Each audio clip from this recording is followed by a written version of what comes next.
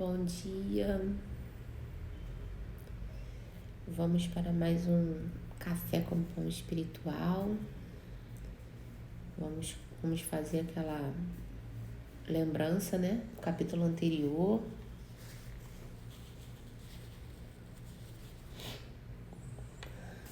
Hoje nós vamos começar o capítulo 8, mas vamos fazer aquele... Tá falando...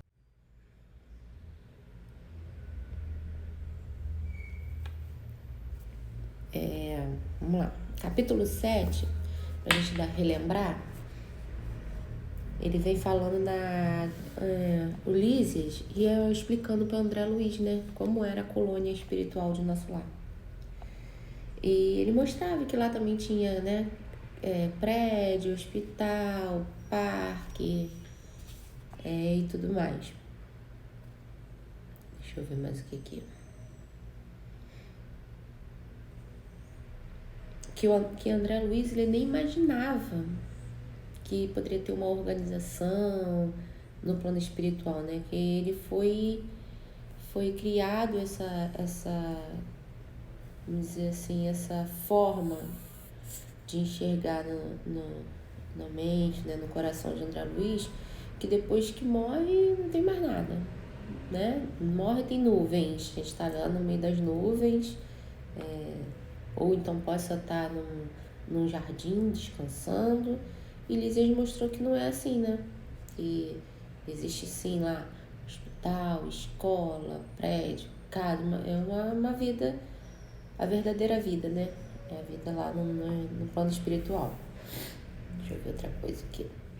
Fala também que André Luiz, mesmo tendo recebido ajuda, auxílio, ainda não tinha o domínio sobre os seus sentimentos, né? Ele ainda estava reclamando, ainda estava relembrando de coisas que aconteceu com ele no plano, lá no umbral. Ele deu prioridade a pensar nas coisas ruins em vez das coisas que aconteceram boa com ele. Deixa eu ver mais aqui. Ele reclamou porque que a mãe dele não foi lá ajudar ele naqueles momentos, já que na Terra a mãe dele era uma pessoa tão zelosa, né? Cuidava tanto dele. Por que agora a mãe dele não estava lá? Mas na realidade ela estava, né? A mãe dele estava o tempo todo com ele. Ele que não conseguia enxergar a mãe, o Clarencio, a ajuda dos outros benfeitores. E ele só conseguiu enxergar no momento que ele conseguiu orar no fundo da alma dele, sabe? Aquela oração com muito sentimento, sabe? Aquela oração sincera, quando ele entendeu realmente, né, que existia um Deus, né, que era o construtor do universo, que criou isso tudo, que aí ele abriu o seu coração e conseguiu enxergar. Deixa eu ver mais alguma coisa importante.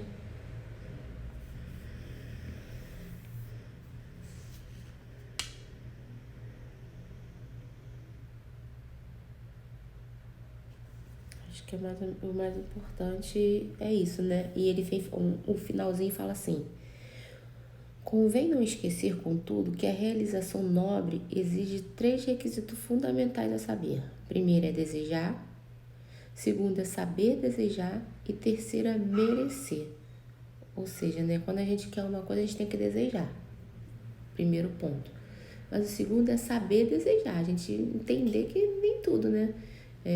Às vezes a gente quer uma coisa e aquilo ali não é bom pra gente. A gente acha que é, né? Mas Deus, em sua sabedoria, né? Com todo o seu amor, Ele fala assim, não, isso aí pra você não é bom. Então a gente tem que saber desejar. E o terceiro é merecer, né, gente? Só um minuto.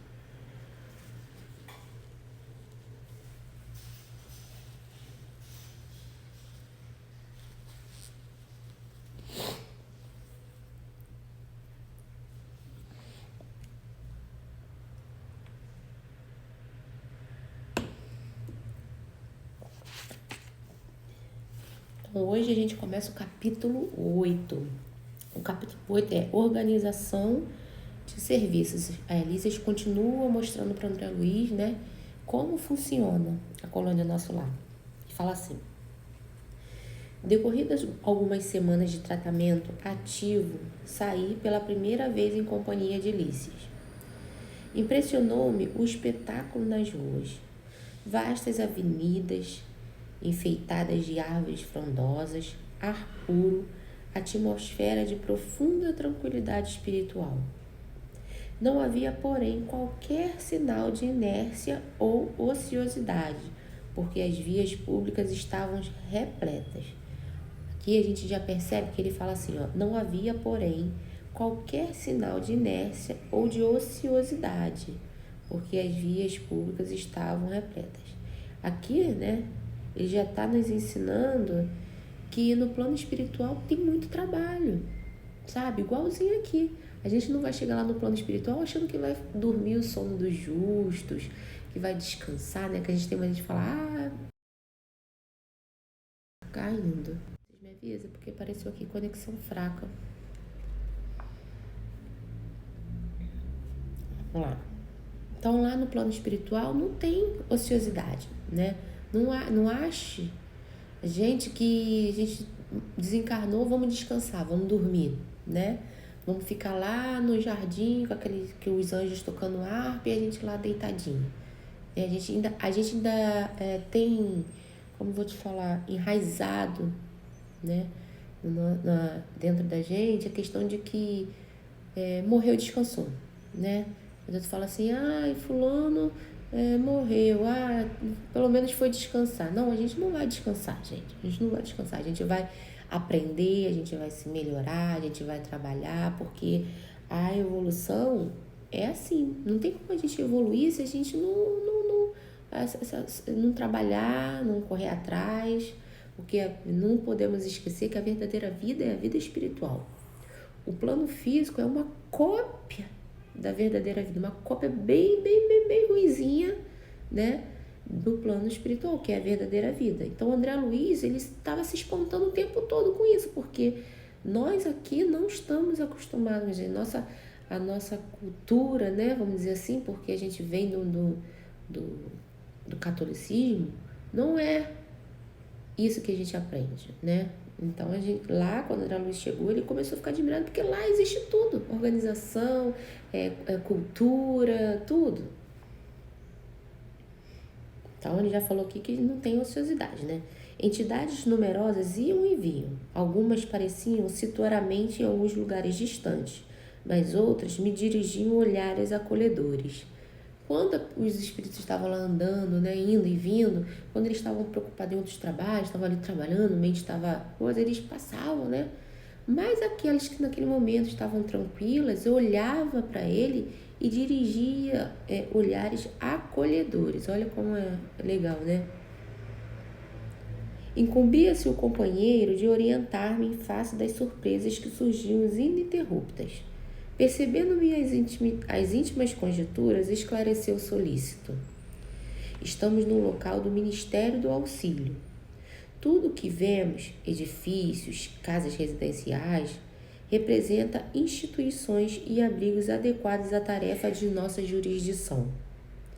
Orientadores, operários e outros serviçais da missão residem aqui. Olha lá, olha uma coisa legal, né? O nosso lar, aí tem aqueles lugares, né? Tem os hospitais, tem escola, tem várias coisas ali no nosso lar, né? Os profissionais, os trabalhadores, eles residem próximo ao trabalho, né? É tudo ali, eles trabalham e residem no mesmo local.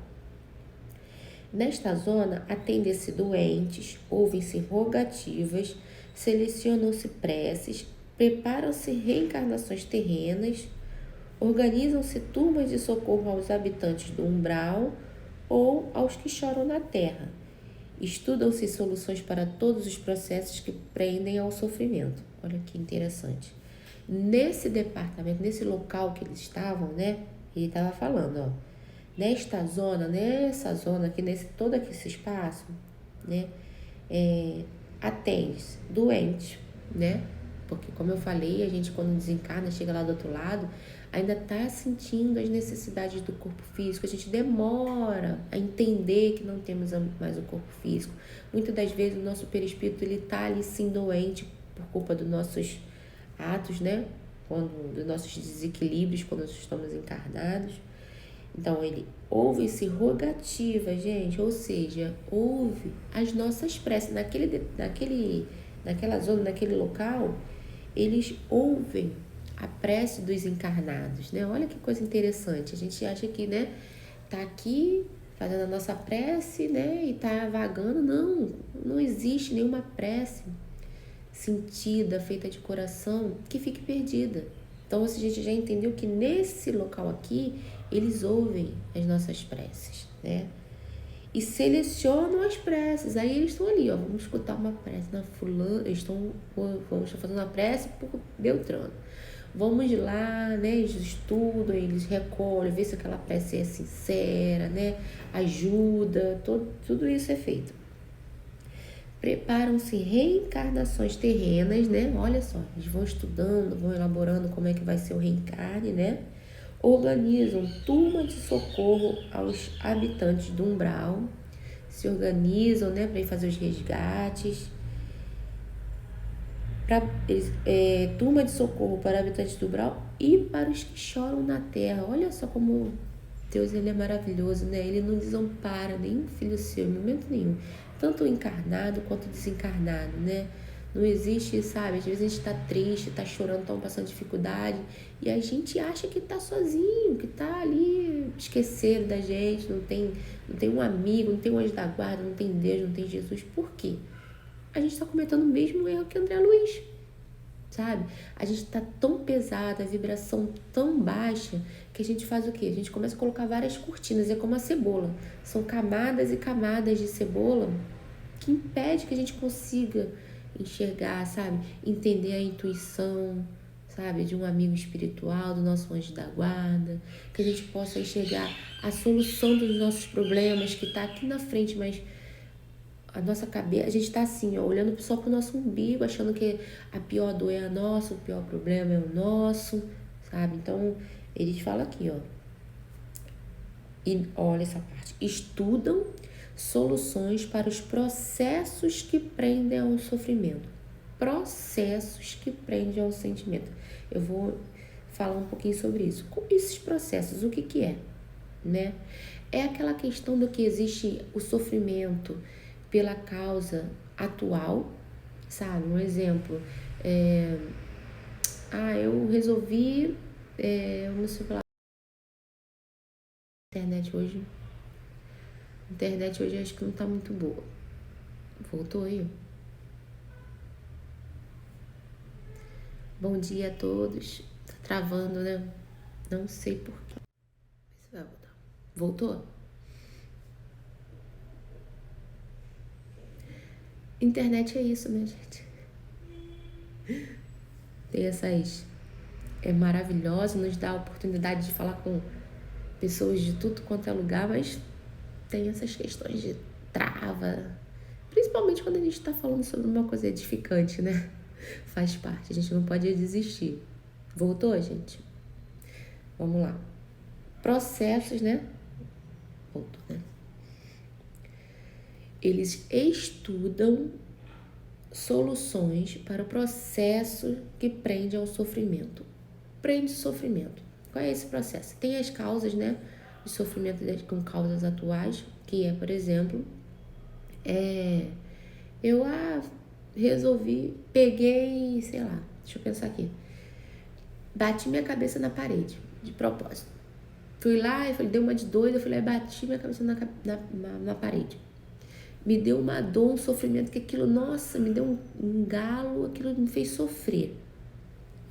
Mas, gente, isso culpa de uma atitude maluca minha de ter batido a minha cabeça na parede. Então, é um processo de um sofrimento atual, sabe? Eu tive uma atitude maluca de bater minha cabeça na parede, porque eu tô com maluquice, me machuquei, sofri por causa disso.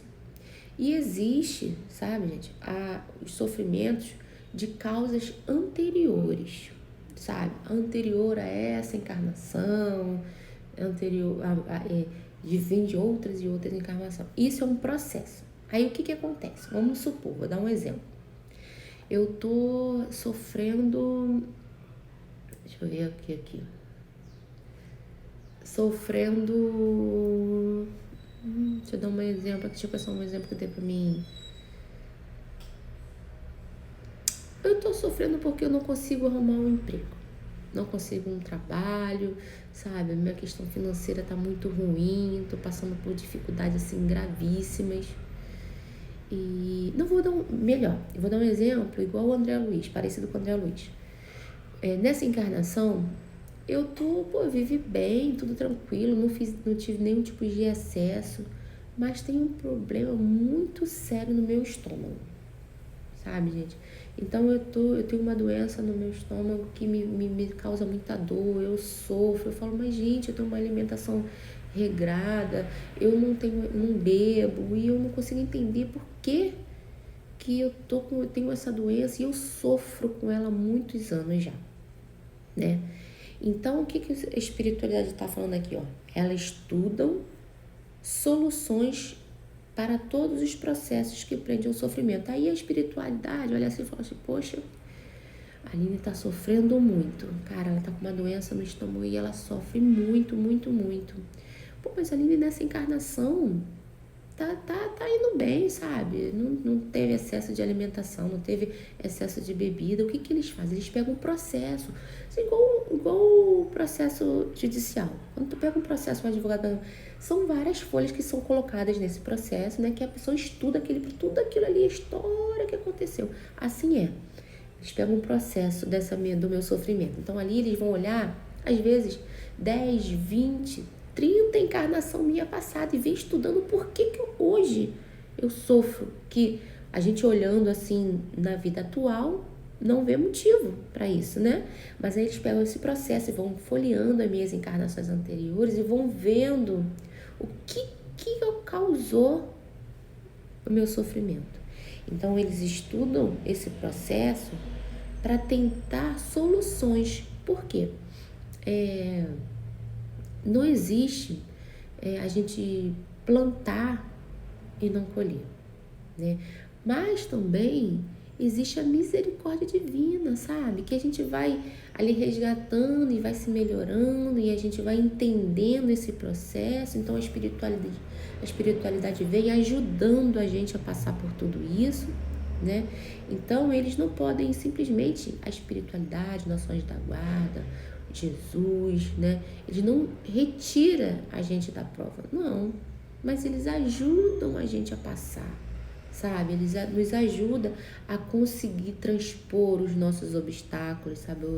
Então é essa a questão aqui, ó. Eles ajudam, eles estudam, para você ver, eles veem uma possibilidade aonde que eles podem estar nos ajudando, nos orientando, porque a gente consiga passar pelo esse processo que nos prende ao sofrimento. Para a gente ter uma noção da complexidade, né? Que a gente entender a espiritualidade como funciona, né? E o quanto Deus é misericordioso com a gente precisa ter essa conscientização. Aí então, em nosso lar, o Ministério de Auxílio, perguntei, como não? Nossos serviços são distribuídos numa organização que se aperfeiçoa dia a dia sob a orientação dos que nos presidem aos destinos. Fixando em mim os olhos lúcidos, prosseguiu. Não tem visto nos atos da prece nosso governador espiritual cercado de 72 colaboradores? Vocês lembram que lá na frente ali, o crepúsculo, né? Que é a hora que todo mundo para a prece coletiva, tem o governador, né? E na fileira abaixo, assim, né? Tem os ministros, que são 72 ministros. Pois são os ministros de nosso lar. A colônia, que é essencialmente de trabalho e realização, divide-se em 6 ministérios, orientados cada qual por 12 ministros. Ou seja, gente, o nosso lar. Aqui ele já começa a mostrar o nosso lar como é a organização, né? Ele estava mostrando os edifícios, hospitais, né? As casas, os parques, os animais, as árvores. Agora ele já começa a mostrar a parte dos serviços, né? A organização. Então a gente sabe que o nosso lar é uma colônia espiritual, né? Que ela tem 6 ministérios orientados cada qual por 12 ministros, né? Porque ele tem aqui, eram 72, né? 12 ministros para cada ministério. Aí eles têm o Ministério da Regeneração, do Auxílio, da Comunicação, do Esclarecimento, da Elevação e da União Divina. Os 4 primeiros nos aproximam das esferas terrestres e os 2 últimos nos ligam aos planos superior, visto que a nossa cidade espiritual é zona de transição. Entendeu? Vamos lá, gente. Ministério da Regeneração é aquele mais próximo ali que tá ali no umbral mesmo, sabe? Ele tá ali vendo, auxiliando, andando nas crostas ali, bem, que o pessoal ali tá desequilibrado, tá com dor. Ali que tá o Ministério da Regeneração, que tá ali tentando, né, orientar, ajudar.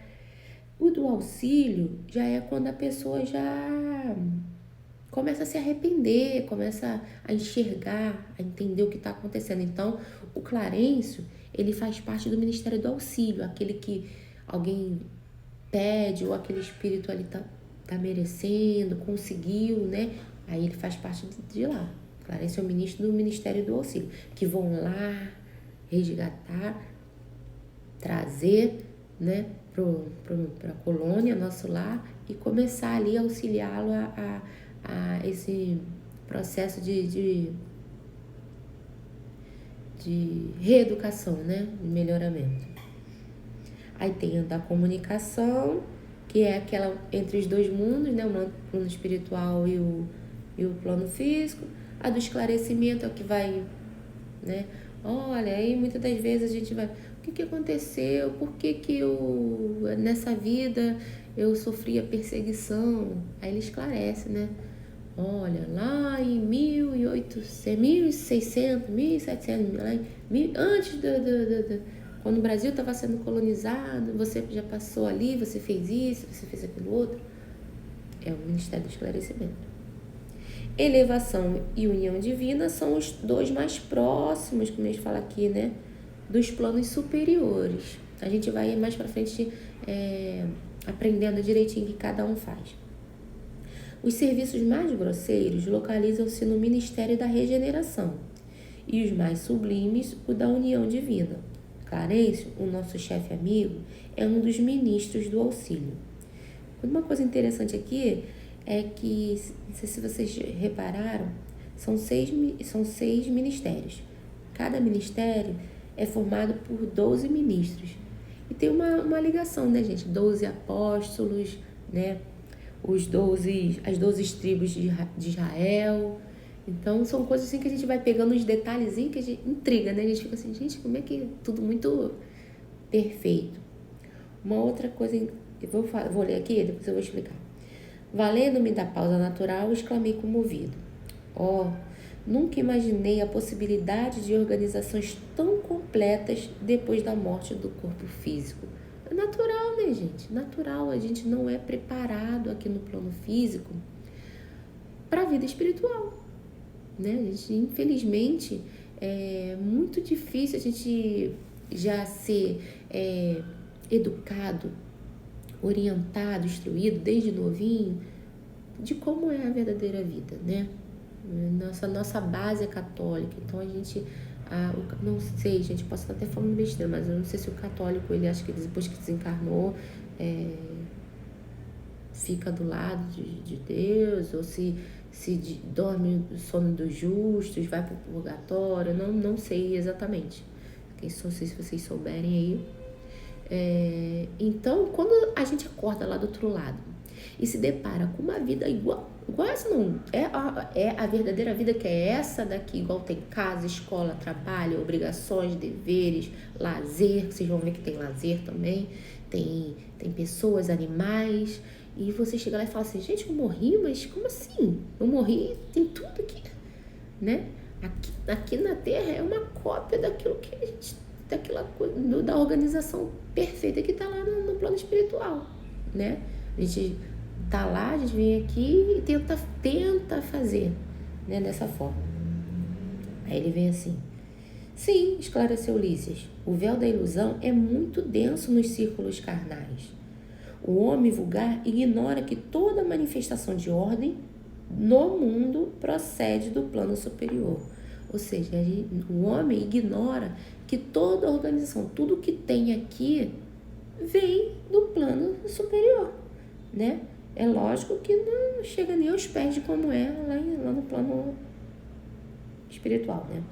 A natureza agreste transforma-se em jardim quando orientada pela mente do homem, e o pensamento humano, selvagem na criatura primitiva, transforma-se em potencial criador, quando inspirado pelas mentes que funcionam nas esferas mais altas, né? Ou seja, que pode não ter nada, pode ter um solo lá só solo seco, só barro, não tem nada. Mas se chega um homem, né, inspirado, né, pela espiritualidade superior, né, com o coração assim voltado às coisas boas, pensamentos bons, ele fala assim, vou plantar uma florzinha aqui, né, vou fazer um jardinzinho. E aí o que acontece? Aquele solo que estava lá, né, pobre, sem dar um fruto, ele começa a se transformar, mesmo que aquele homem era um homem simples, mas ele estava sendo o quê? Intuído e orientado pelo plano superior. Então, as coisas vão mudando aqui. Nenhuma organização útil se materializa na crosta terrena sem que os raios iniciais partam de cima. Nenhuma organização útil se materializa na crosta terrena sem que seus raios iniciais partem de cima. Ou seja, se acontecer aqui uma organização útil, um exemplo, a pessoa ali ela fez uma casa de auxílio, sabe? Ela distribui sopa, ela presta auxílio aos necessitados. Ela não partiu apenas da cabeça do homem terreno, né? Eu fui ali e resolvi fazer isso. Ela teve, para aquilo ali realmente se materializar na crosta, acontecer, dar tudo certo, com certeza, como tu tá falando aqui, né? Começa de cima para baixo, né? A espiritualidade de luz maior, ela nos orienta, nos intui, nos ajuda. A ideia começa lá de cima. Mas nosso lar terá igualmente uma história como as grandes cidades planetárias. Ele quer saber sobre o nosso lar, se existe, né, uma história, como que começou, né? Nosso lar, gente, está localizado mais ou menos no Rio de Janeiro, né? Acima do Rio de Janeiro. Aí ele responde: sem dúvida. Os planos vizinhos da esfera terráquea possuem igualmente natureza específica. Nosso lar é a antiga fundação de portugueses distintos, desencarnados no Brasil no século XVI. Ou seja, a colônia Nosso Lar, ela foi construída um pouquinho depois do descobrimento do Brasil, tá? No século XVI, pelos, né, portugueses que foram desencarnando, né? Aqueles portugueses que já eram espíritos, né, um pouquinho mais evoluído moralmente. Quando eu falo assim, porque existe aquele, a gente sabe da história de como foi, né? Foi o Brasil, infelizmente naquela época foi através da escravidão, de muita guerra, de muita dor, né? Mas aqueles que foram desencarnando, né, os portugueses, com essa missão, eles foram construindo a colônia espiritual Nosso Lar. Então a gente tem uma noção. As colônias foram, né, construídas. Elas não sempre existiram, não. Esses espíritos falaram, não, vamos fazer um local aqui para que a gente possa ajudar os nossos amigos desencarnados, nossos amigos que estão ali passando por aquilo tudo e vão precisar ser acolhidos, ser ajudados. É uma maneira de estar evoluindo através do trabalho. Quando a gente fala, não tem como evoluir sem trabalho, sabe? Sem dedicação.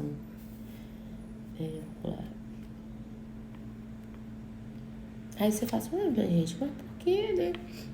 E em cima do Rio de Janeiro, nosso lar, né? Os portugueses resolveram fazer ali, né? Porque o Brasil, né? Grande, então foi uma das, pelo que a gente está vendo aqui, né?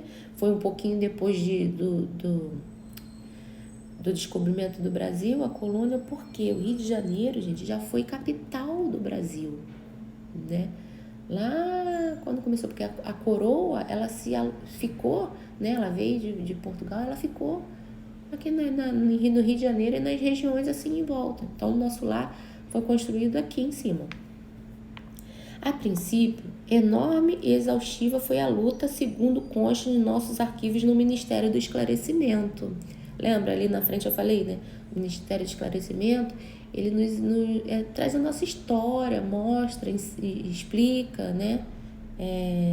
Então aqui, lá no Ministério do Esclarecimento, nos arquivos, tem a história de como foi construído o nosso lar. Há substâncias ásperas nas zonas invisíveis à terra, tal como nas regiões que se caracterizam matéria grosseira.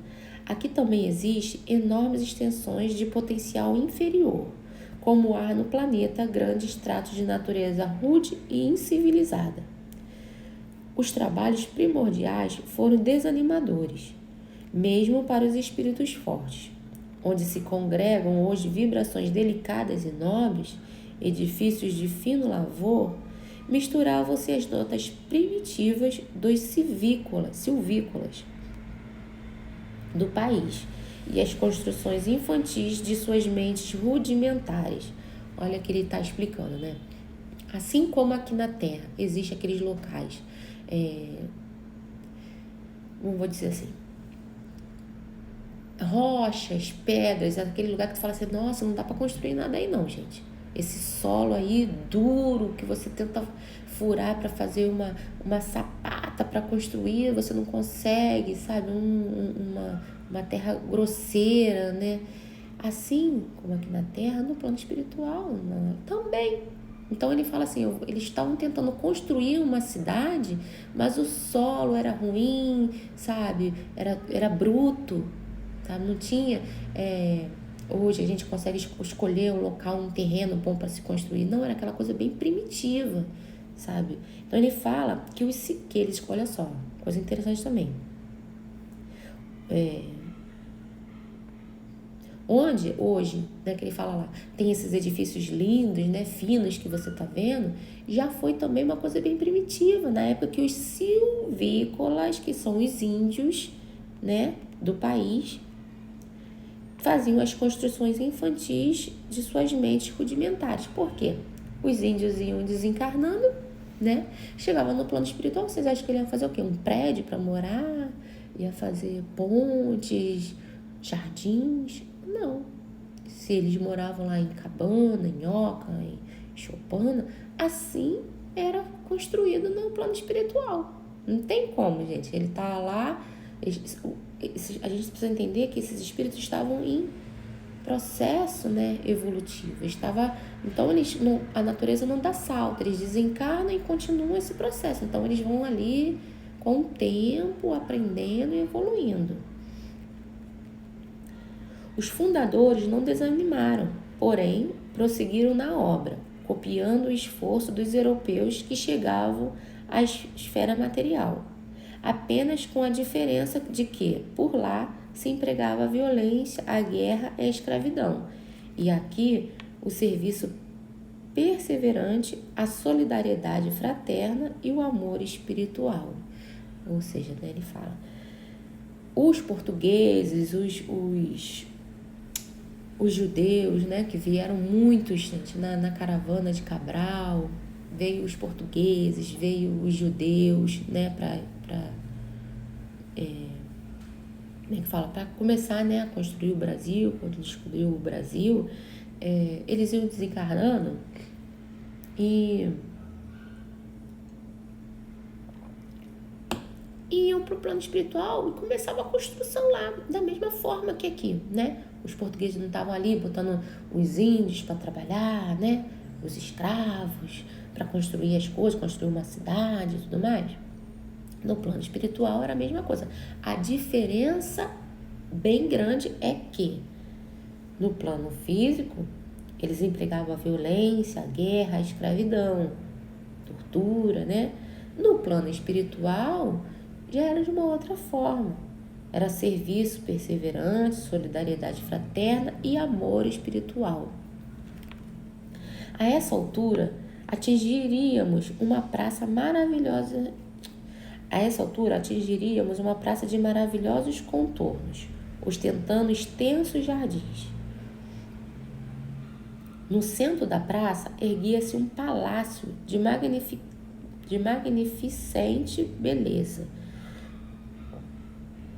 encabeçado de torres soberanas que se perdiam no céu.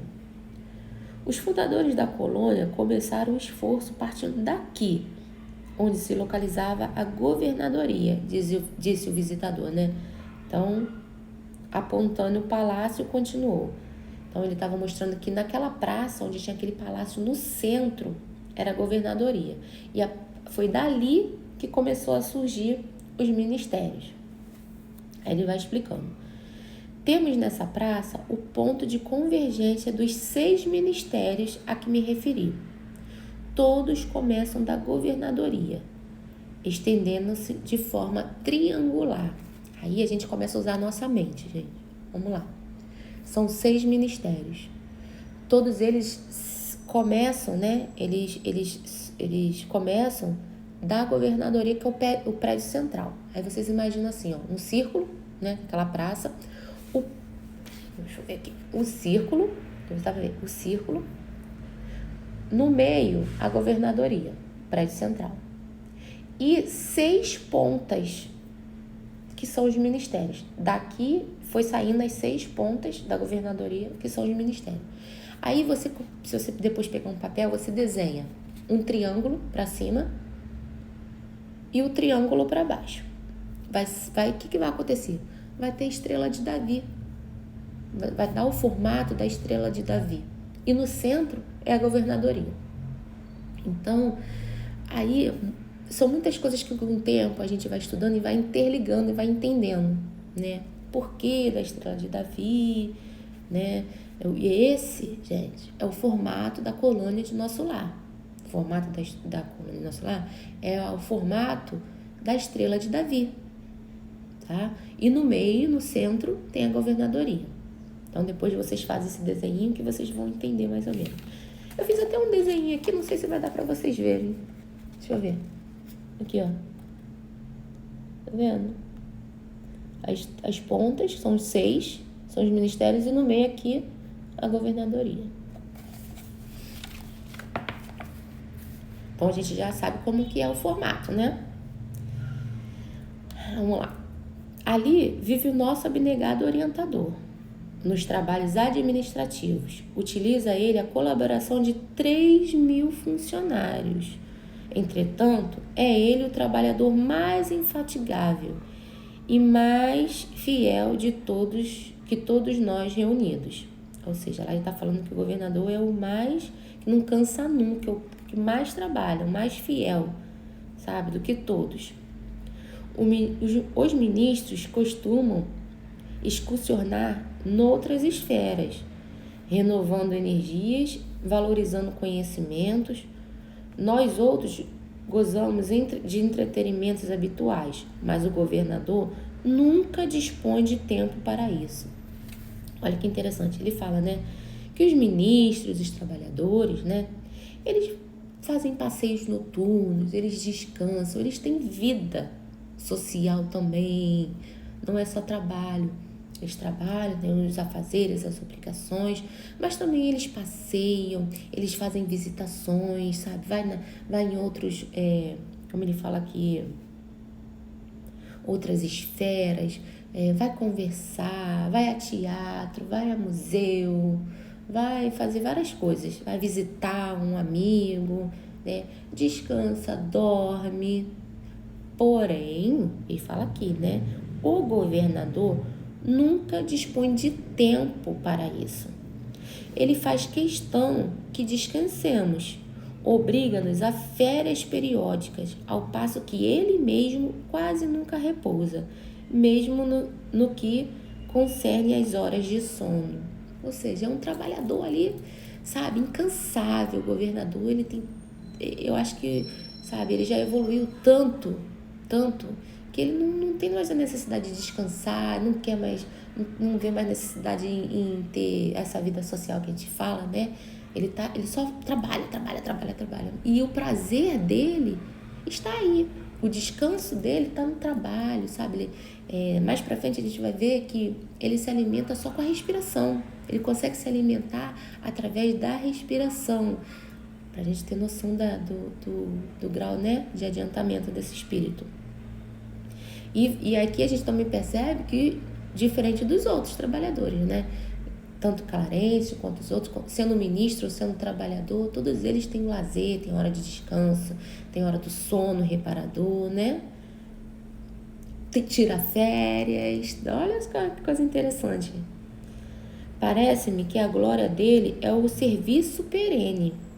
Basta lembrar que estou aqui há 40 anos e, com exceção das assembleias referentes às preces coletivas, raramente o tenho visto em festividades públicas. Lísia está há 40 anos trabalhando ali, ó. A gente fala, nossa, 40 anos é muito tempo. Vamos lembrar, 40 anos no plano físico, 40 anos demora, né? Mas no plano espiritual não demora como aqui não é tanta coisa não, tá? O tempo é bem diferente. Vamos lá. Seu pensamento, porém, abrange todos os círculos de serviço. Sua assistência carinhosa a tudo e a todos atinge. Depois de longa pausa, o enfermeiro amigo acentuou. Não faz muito comemorou-se o 114, como é que fala isso? Já até me esqueci, me deu um branco aqui. É o 114? Gente, me deu um branco. Aniversário de sua magnânima direção. Ou seja, ele está há 114 anos lá, né, dirigindo, governando ali, né, a governadoria, dirigindo a governadoria. Calara Cilícias, evidenciando comovida reverência, enquanto eu, a seu lado, contemplava respeitoso e embevecido as torres maravilhosas que pareciam cindir o firmamento. Olha que coisa linda, né, gente? Olha, eu vou falar. Nosso lar deve ser a coisa mais linda. E olha que não é, né, uma das colônias mais elevadas, porque como ele fala aqui, nosso lar é uma colônia de transição, é a saída do umbral para tentar dar uma melhorada para começar. É a colônia bem próxima aqui, agarradinha com a gente, com o plano físico. Por isso que a semelhança de algumas coisas é muito grande. Aqui acaba o capítulo 8, né? Espero que vocês tenham gostado, que vocês tenham uma semana cheia de luz, abençoada e com muita sabedoria, porque esse livro, Nosso Lar, a gente está lendo e estudando, gente, é para que a gente possa, como eu vou dizer, que a gente possa colocar, né, gente, em prática essas lições. O objetivo, né, é absorver essas lições e a gente aplicar no nosso dia a dia, para que quando a gente chegar à nossa hora, que pode ser hoje, amanhã, daqui a 100 anos, a gente precisa já se preparar, que é a única certeza que a gente tem da vida, que a gente vai desencarnar um dia, né? A gente só não sabe quanto, mas a gente sabe que vai acontecer. Então, que a gente esteja preparado. Mas a gente se prepara no nosso dia a dia, na nossa conduta moral e na nossa conduta no nosso dia a dia mesmo, na nossa vivência. Fiquem com Deus. Até quinta-feira com o próximo capítulo, tá? Quem ainda não se inscreveu lá no meu canal do YouTube, tá, gente? Se vocês puderem indicar, enviar para vocês, né, para amigos, porque também é uma forma da gente estar ajudando, levando essa mensagem para várias pessoas aí que às vezes estão precisando só escutar um trechinho, um pedacinho desse livro que vai mudar muito a vida deles. Então, gratidão, vai ficar gravado no Instagram e também lá no canal do YouTube Caminho para a Luz Espiritual. Bom dia a todos!